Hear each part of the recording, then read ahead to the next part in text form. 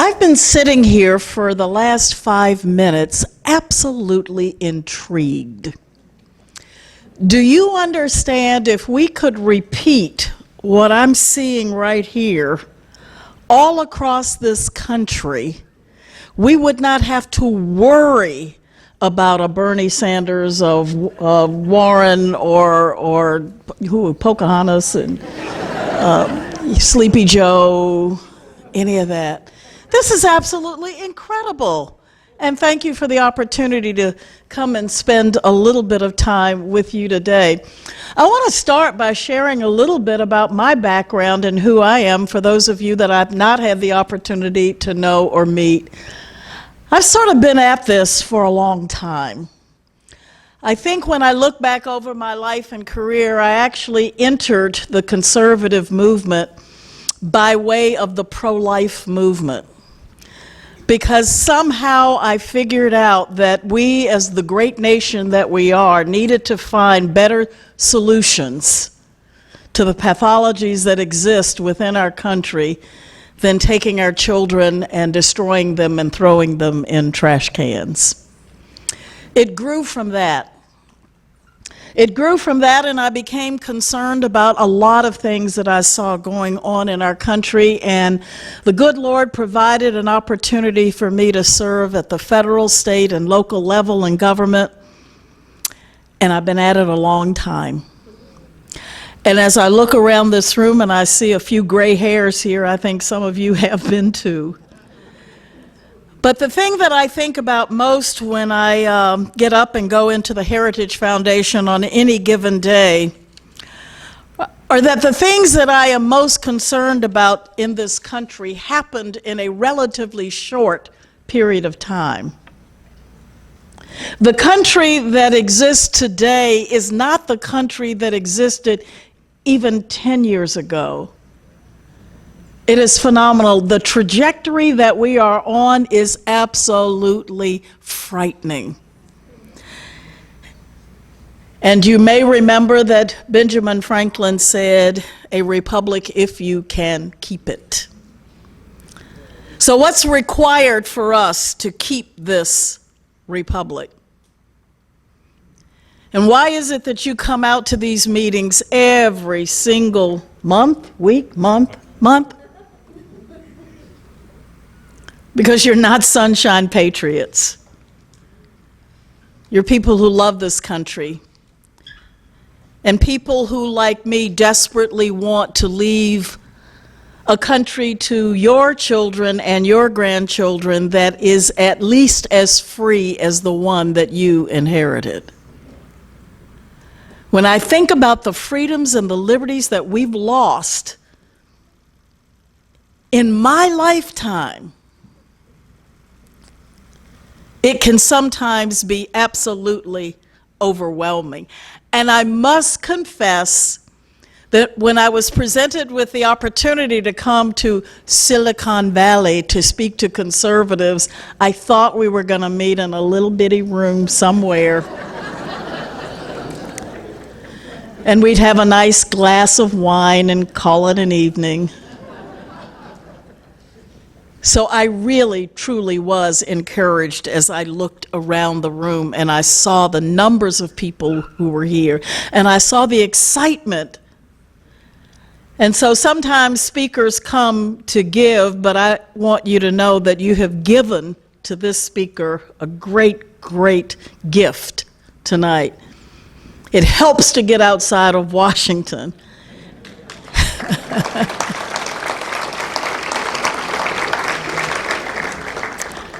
And I must confess that coming this close to all of my friends in the tech industry, I mean, have you seen anything scarier than this? That whole experience was so interesting to me. You cannot grow up, in my family at least, as a conservative, Republican, pro-life, Donald Trump voter without having some really tough skin. And, you know, we share that in common, you know.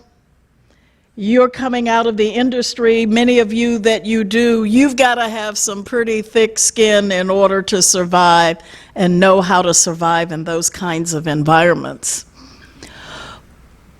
But the one thing that really set me back on my heels, I've been called a lot of things in my life, some things that I cannot repeat in polite society. But when they call me a white supremacist,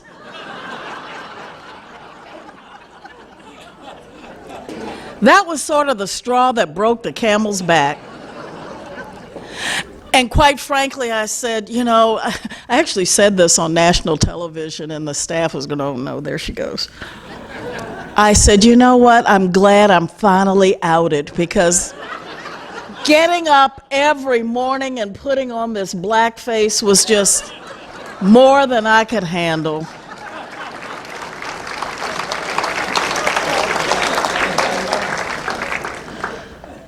But what they are doing now, and what we see with the level of discourse in our country, is they didn't want to just remove me.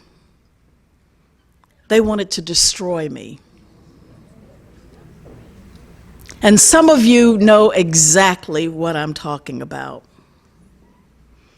And it was so interesting to me that rather than stand up to the rage mob, Google did what they thought was heroic, and I thought was one of the most cowardly acts I've ever seen.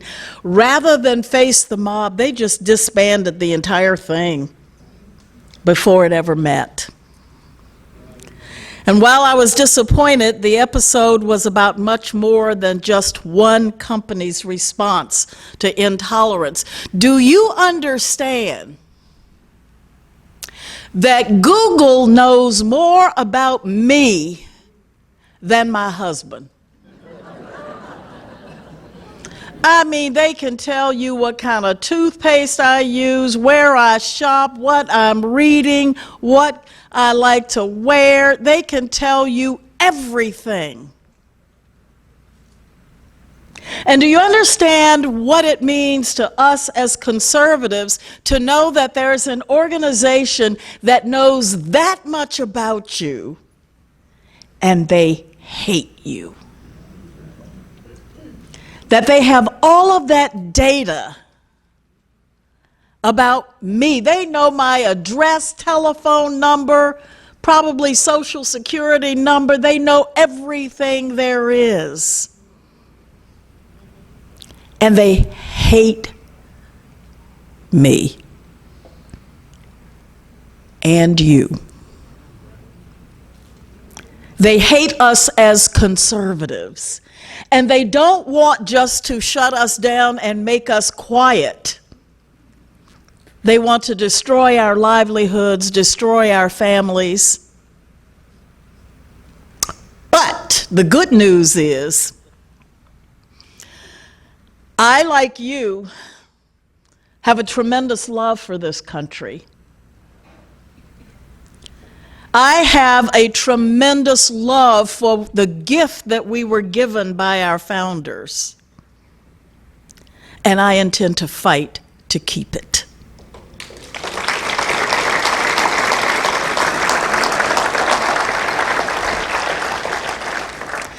And so every morning when I get up, I go in the front door of the Heritage Foundation, and I walk into a building that houses some of America's best and brightest thinkers, scholars, researchers, writers. And we, I like to think, provide the intellectual firepower for the conservative movement. A lot of us know what we believe and we feel it to our core, but what we do at the Heritage Foundation is we can give you the backup, the research, the data, the analysis to prove that what you believe is absolutely correct. Ronald Reagan, who is and always will be an all-time hero of mine, when he was governor, said fascism, if it ever comes to America, it will come in the name of liberalism. Boy, was he correct about that. And it's not just this fascist Antifa movement that we see that's tearing at America. It's what underlies the uncivil discourse, the differing visions of what America is and what America should be. Do you understand, ladies and gentlemen, that the fight that we're in, and I know you do, is for the heart and soul of this nation? We are this close to losing everything that this country stands for. This close. And it's positively frightening. So for those of us who are conservatives and believe in the principles of conservatism, principles like free enterprise, limited government, individual freedom, traditional American values, strong national defense, we know in our hearts that these are the values that will ensure our freedom and the prosperity of this nation. And so we get up every day and we fight. Then there are those in this country who, unlike us, blame America for most of what the world has as problems. They blame America for everything from climate change to wars depleting too many of the world's resources. They believe in identity politics that divide us. They think that tradition-minded Americans are racist. I'm going to give you all, I'm here for you. If they want to call you a racist, tell them, go see Kay James. She's got my back.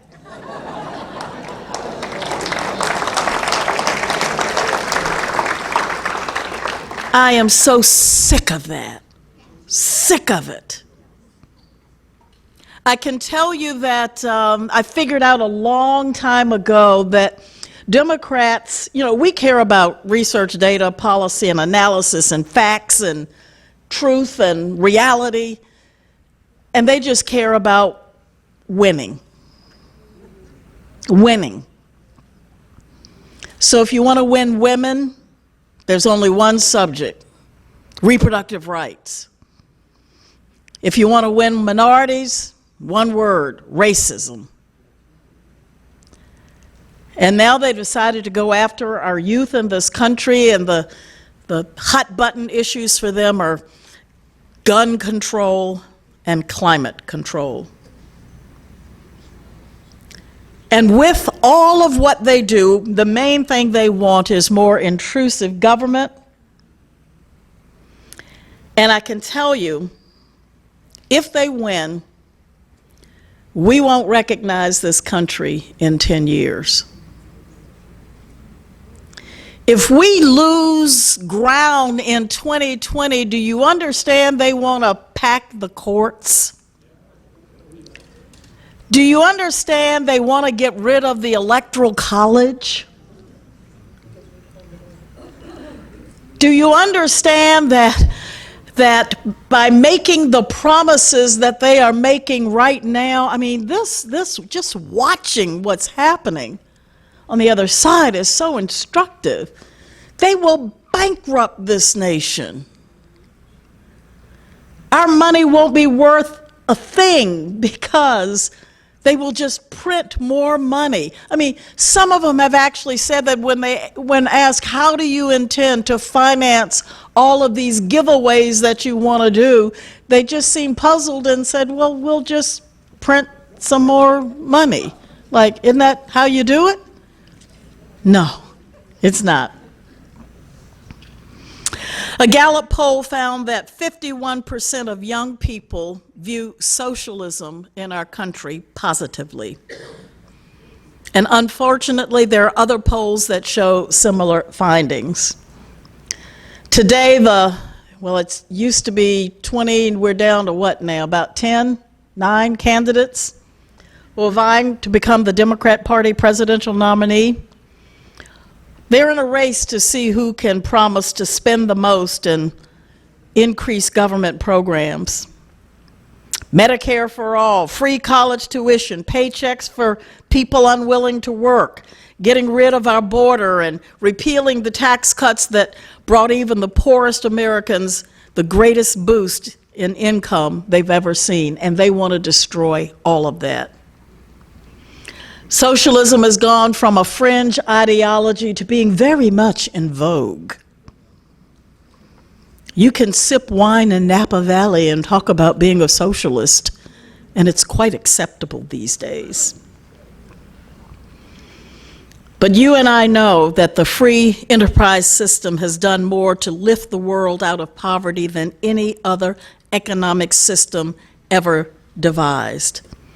And over the last 25 years, free markets and economic freedom are responsible for cutting the global poverty rate by 2/3.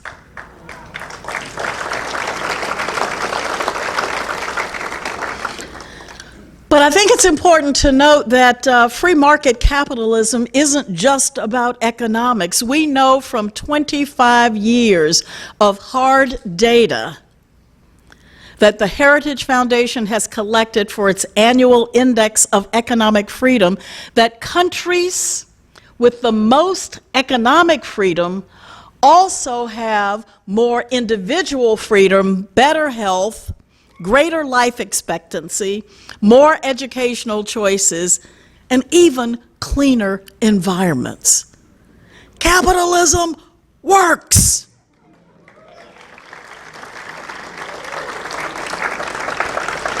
So why is socialism gaining so much popularity?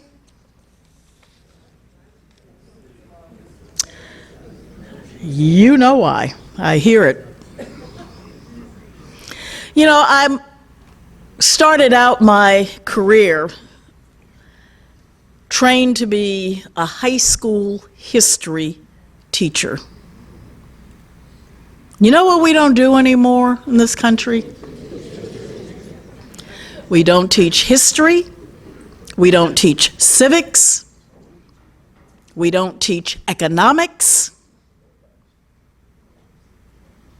And even at the Heritage Foundation, in looking at how to bring about fundamental change in our country, we thought at one period in time the best way to do that is to influence those individuals who are making decisions about our lives in Washington. And while we were focused on Washington, the left was over here and they were focused on what was going on out here in the country, and they took over our schools and they captured our children.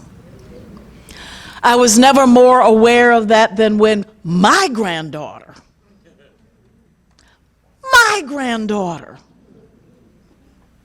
whose father just got back from a tour in Afghanistan, whose grandfather, my husband, is a card-carrying member of the NRA, comes home from school and says, "Can I skip school on Thursday because we're going to have a protest about school safety?"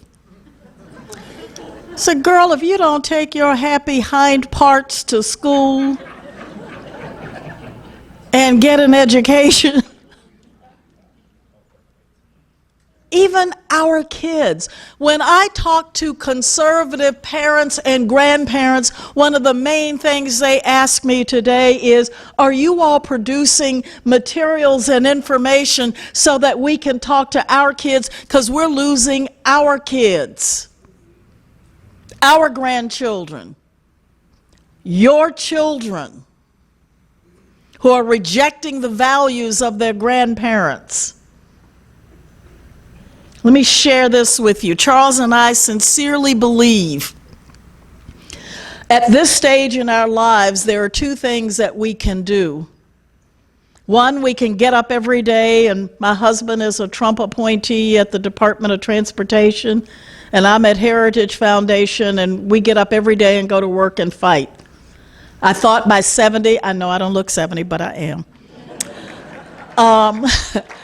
I thought that by that time, by that age, I would be sitting down somewhere doing Ancestry.com and Sudoku and word puzzles and watching I Love Lucy reruns. I had no idea I would still be in the fight. But we learned a term that I want to share with you called quality time remaining, QTR. And many in this audience, as I look around,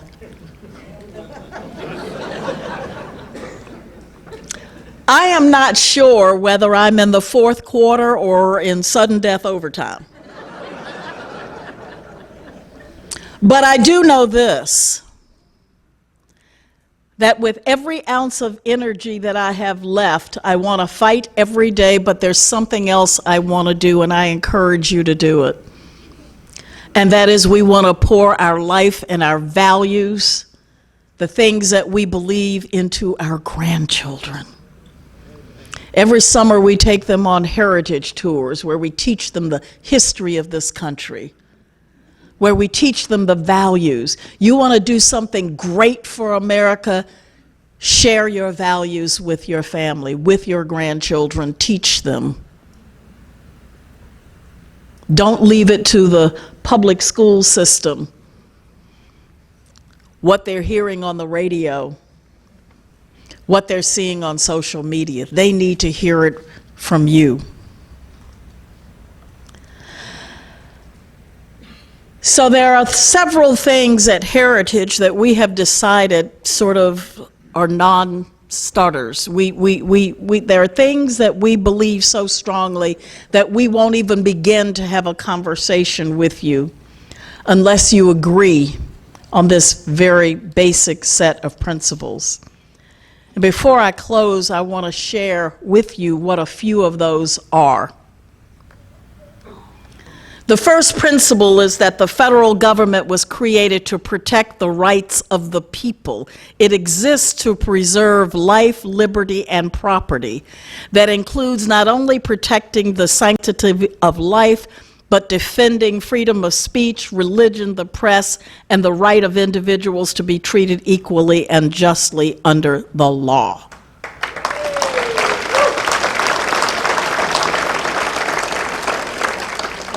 Another principle is that the federal government's powers should be limited to only those named in the Constitution. The federal government was always meant to be limited and not pervasive throughout our lives as it is today.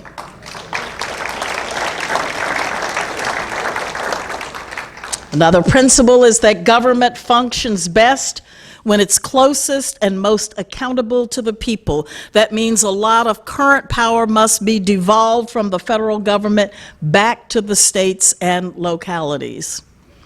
We believe in the principle that individuals and families, not government, make the best decisions for themselves about health, education, jobs, and welfare. We also believe that America's economy and the prosperity of her citizens are best served by a system built on free enterprise, economic freedom, private property rights, and the rule of law. We know that tax policies should raise only the minimum revenue needed to fund the constitutionally appropriate functions of government. Anything else deprives individuals and families of their economic freedom.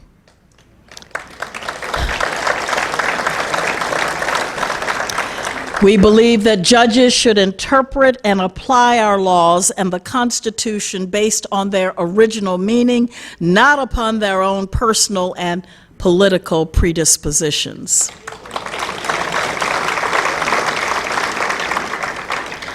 And contrary to what the media will tell you about those of us who are conservatives and want to protect our borders, we are a welcoming nation, one that promotes patriotism, and we promote assimilation, but we are one that's also governed by laws that are fair, humane, and enforced to protect our citizens, protect the sovereignty of this nation.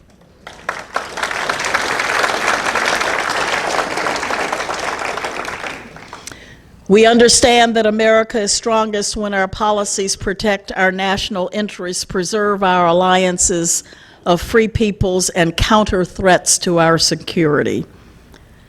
These are just a few of the things that we as conservatives believe. At Heritage, we call that true north. And we actually have them written down on a piece of paper. You cannot get hired at Heritage if you don't agree with all of that. How about that?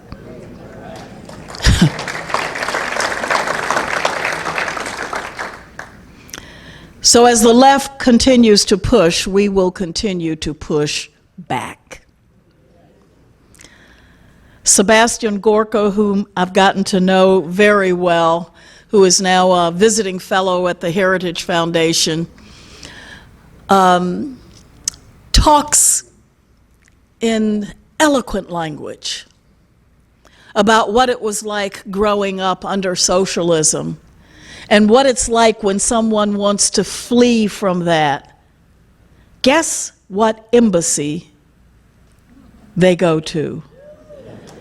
Guess what door they knock on? It is the American embassy.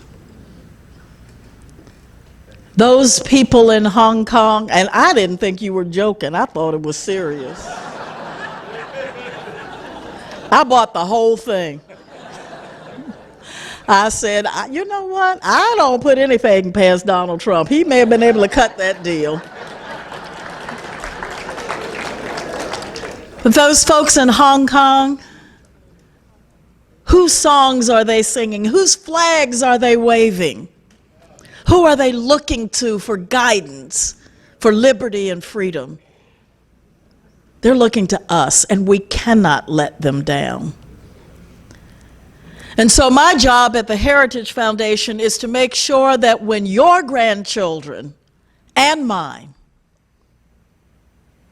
are living in a country that we may not even recognize, that the Heritage Foundation is that embassy for liberty and freedom. You will always be able to knock on that door and find liberty-minded people there who will stand for true north and what this country means.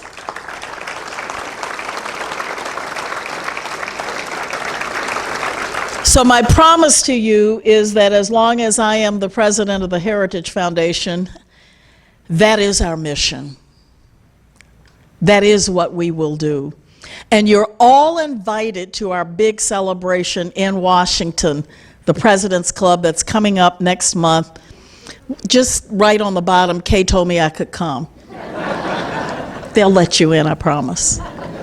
But it's going to be a great celebration of freedom and democracy. And I am so grateful for the opportunity to have spent some time with you. I am leaving encouraged because there's so many liberty-minded freedom fighters who love this country, American patriots who are here. So I'm going back to Washington feeling really pumped up. Thank you very much. Actually, the first one's not a question, but I think it's a great comment. Somebody wrote, please suggest that the folks here, that's you, to ask their children and grandchildren to show you what their history, language, arts, sex education textbooks look like. Would you want to comment a little bit about what's in the public schools? You know, I think that's one of the most important things we can do as parents and grandparents is get engaged and involved. At the elementary school level, they start early. And the other thing, how many of you give money to your alma maters, the colleges that you graduated from? They better be good ones. Because why would you give money to the enemy camp? Hot news from the Washington Times. Okay, hang on. Special announcement. I just heard you had an op-ed in the Washington Times today. I did. Tom McDevitt just called me, and to tell us that Bishop and the other gentleman just won North Carolina. Yes!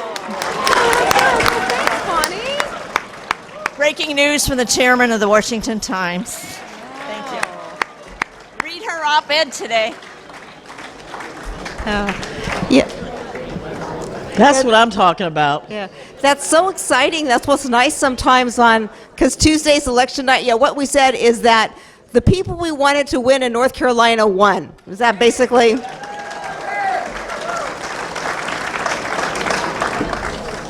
I know they're both named Dan, which I thought was sort of interesting, is that I wanted to do that. Okay, so here's a hypothetical. If in 2020, if we win the presidency, retain the Senate, and perhaps take back the House, I know that's a long shot, do you think there's any kind of thought to perhaps to reduce the national debt if we had all... Oh, sorry. You know that I often make the distinction between, people say, oh, you're just an arm of the Republican Party. I say, no, we're not. We're just as mad at them. They spend too much money. We need to we call balls and strikes. We believe in controlling spending. We believe in control. I don't want to leave. We talk a lot about our grandkids. I don't want to leave them debt. On May 6th, 2017, at 4:40, Charles and Kay James became absolutely debt-free. Burned the mortgage, no car payments. I hate debt that much. Why would I want a national debt that cripples generations to come? No, so we got to hold everybody accountable. We have had Republican control of both houses and the executive branch and still grew the government. So your job is not over, and we will continue to fight that as well. Here's like a nice softball for you. There's a couple that went together. When somebody wants to know, how does one join the Heritage Foundation? And then somebody else wants to say, there they are, right there. Wave your hands again. There, right, there's representatives from Heritage here. And someone suggests that we need a West Coast Heritage Foundation because we don't want to make you guys come out all the time. I'm working on it. Just saying. You have any praying folks in the house? Oh, yeah. All right. Put that on your list. Thank you. Sorry to do that. I am one of those people who has the audacity to believe in prayer. Oh, sorry to do that. Another question that came up, and this is an interesting point, is that there's a lot of conservative think tanks out there, Love Heritage. No, there aren't. Nope. Well, there's the answer to that. But maybe it's not an appropriate question to talk. What about the differences of a PRI and an AEI? I know that PRI, I think, a lot is healthcare and education, and if anything. Okay, well, here's what I believe to be one of the main differences. At Heritage, we have something called the one voice policy. It's not like there's 5 different options for what it means to be a conservative. So we don't have competing philosophies. That list that I read you, and I said everybody has to go with that, that's one of the things that's very unique about us. The other thing that's unique about us is that we're not associated with a college or a university. So for that reason, we don't have to worry about the academic community trying to steer us, and some of my colleagues at other institutions that might be nearby actually struggle with that sometimes. The other thing is that we are largely a membership organization with over 500,000 members, and as a result of that, one big donor can't come in and say, I want you to change your policy on that. So we can stand firm on the things that we believe. And the other thing is that we are the total package, so we do national security, we do health care, we do education, we do economics, and we don't do a good job a lot of times of telling our own story. I tell our staff that all the time. I was in the cabinet of Governor George Allen in Virginia, and George and Susan Allen and Charles and I were out at dinner the other night, and George Allen said, Kay, that new president down in El Salvador, that guy's fantastic. He sounds like one of us. And I said, he should. He was at Heritage right after he got elected, and we helped get him ready to take over and set up his government. And he said, nobody knows that. We are providing care and comfort, research, data, and analysis to people who are lovers of liberty all over this planet. I meet with heads of state. I've met with the head of NATO. I've met with the head of the European Union. So I think that's one of the distinctives. We are there, and our public policy just bursts through the borders of the United States, and we are helping countries all over the world who want freedom and democracy. Well, this is a question that comes up almost regardless of which speaker we have, so it's new to you, but it maybe won't be new to the crowd here. And that's that on the conservative side, we are more perhaps very analytical and determining, and the left always goes to feelings. What can heritage do to, that's the world we live in, to combat the, Sure. well, it doesn't make you feel good? Well, you know, first of all, we spend a lot of time at Heritage talking about how to take the things that we believe and put it into the language for people out there, outside of the Beltway. Let me give you an example. People are shocked when I say that the voter that I'm going after, the person that I want to turn, the person that I want to interface with is a Bernie Sanders voter. They say, why? And I said, because I think we have a lot in common. I defy a Bernie Sanders voter to say they care more about poor people than I do as a conservative, because they don't. It just so happens, however, that the policies that we prescribe do more to lift people out of poverty than anything they have on the table. Anything. I defy a Bernie Sanders voter. Go tell your granddaughter that's making you crazy because she loves Bernie. Go tell her that she doesn't care more about access to health care than you do, because she doesn't.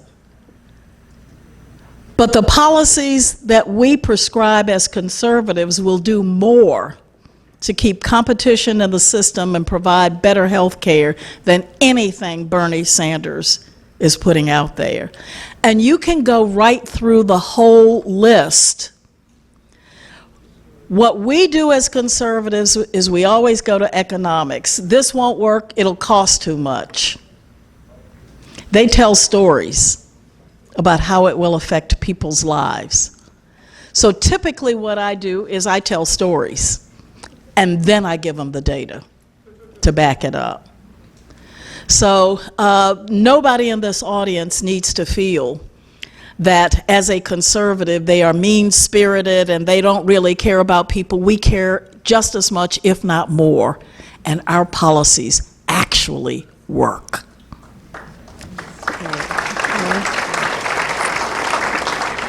This is interesting. If you could choose only one of President Trump's policy to get passed this term, what do you think that would be? I'm not sure it would be a policy. I'm not sure he has anything that he could do about this, but it's judges, judges, judges. Yeah. Because that will affect the long-term future of this country more than anything. And in spite of what you may think about our majority leader, he and the president are working together, and it's these lower courts as well as, we always focus on the Supreme Court, but there's so many vacancies and they are working together and they're getting it done. And I think that that will have more of a long-term positive effect on the future of this nation than almost anything. And right after that, I would say debt. Bringing our national debt under control. And then we gotta fix the border and immigration. But then we also need to, no, I'm sorry. Yeah. Top three most important. Well, it was inevitable. There's a few cards on this, and I think that I discussed in my introduction, and you spoke of it. If you could give kind of a or 3-minute recap of Google and what happened, how it started, how it progressed. We know how it ended. I think that would be of interest. Yeah, it was quite a long process, and I got a little annoyed with the process. I had to be interviewed, and I was given scenarios. How would you respond in this scenario? And what would you do under these circumstances? And 2 hours of conversation to determine, I guess, if I were psychologically prepared and intellectually capable of serving on this particular board. Oh, if I could interrupt, I think wasn't the whole idea of the board to show diversity? How about that? That's the best part. Oh, yeah, diversity. But what was so maddening about it is diversity, yes, but they really didn't want diversity of ideas and thought. The thought had to be in lockstep. And when you read some of the comments by the employees who actually were emailing each other back and forth, my only role to be there was to be on this advisory board because they wanted a cross-section of people to see how they would respond to some of the AI policies that they were considering. So I thought, wow, they actually care what conservatives think. And now we know they don't. So there you have it. There are a few questions on that. Going back to education a bit, is there a heritage policy on charter schools or other kinds of We love perhaps them. innovative? There's your answer. All right. Sure. We love them. We love choice. Parents need choices for their kids. Every kid doesn't need the same thing, even within one family. And parents need to have those choices available to them. So yes, charter schools can do some unique and interesting things, and parents need to have those available to the kids who need them. Right. Okay, just a couple more here because we're conscious of the time and your hip. I don't want to keep you up here too long. The question that again also comes up a lot, and I don't know how to answer it. I know it's not your field, but we thought, well, there's Google. Is there a way to get a conservative Google? What would we do? And I think that's that's not a 30-second answer, I realize. I am told that there are other search engines that are out there and available, and some of you may know more than I. And I know that there are conservatives that are switching over to some of those search engines. The problem is that Google has so many products that are all tied together, but that's how they get all of our data and information. But I don't know what it is, but I am told that there are other options, and that's the one I heard, DuckDuckGo. DuckDuckGo, it's like there. Yes. Okay. Someone brought up the thought of election integrity. Any thoughts on that with Heritage or We yourself? have an entire group of people at Heritage that are working on election integrity. It's one of our biggest priorities for this year. We identified, the areas that we really want to work on and focus on, and as we go into 2020, that is certainly one of them. John Malcolm is one of our experts on that at the Heritage Foundation, and we have a lot of time, energy, and resources. It is, in fact, one of our priorities for this year, for 2019. And you spoke of this way to communicate things to young people, our children, our grandchildren, and our values. There's a specific question about the dangers of communism and socialism. Is it by example? Is it read this? Or are there other ways to convey that? Well, first of all, kids don't even know all of those various forms of government because they aren't taught them in school. So we are looking at products and that we can share with you that you can then use as talking points as you have those conversations. But one of the best ways of communicating anything is by storytelling. And at the Heritage Foundation, one of the things that we did at one of our meetings last year is we had 4 individuals who had escaped living in socialist countries. And Sebastian Gorka actually moderated that panel for us. And as they told their stories of what life was like, so we're looking at how to put some of that on film so that we can have vignettes and stories that we can share. We have an entire section at department at the Heritage Foundation now that's looking at all of the information that we have and trying to figure out how to make sure that we are translating it for the various demographics that we want to reach. And the one thing we know that works all the time is stories.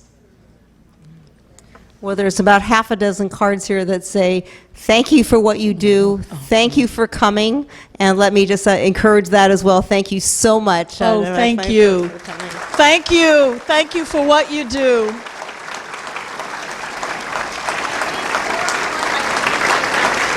Wow. Thank you.